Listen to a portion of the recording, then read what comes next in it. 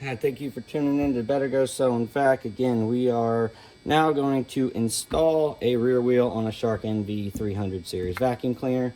I have the power nozzle off of an NV360 series right here. Pretty straightforward process. You're going to put the axle through the wheel and insert it into the hole in the housing, and then put the set screw into its positioning spot so the axle won't drift out. Not very many tools required. So first thing I'm going to do, put the axle back into the wheel and then place it and set it into where it needs to go. As you can see, right inside here, the axle should protrude through, as you can see on this side. It hasn't yet, so what I'm going to do is give it a firm hit.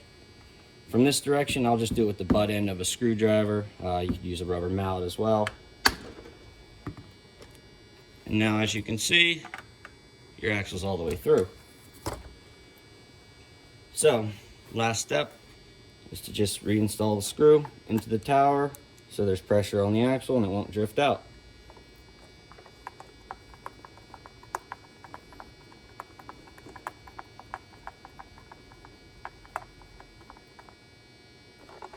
And now you have a new wheel installed on your vacuum. So, thanks again for tuning in, and have a good one.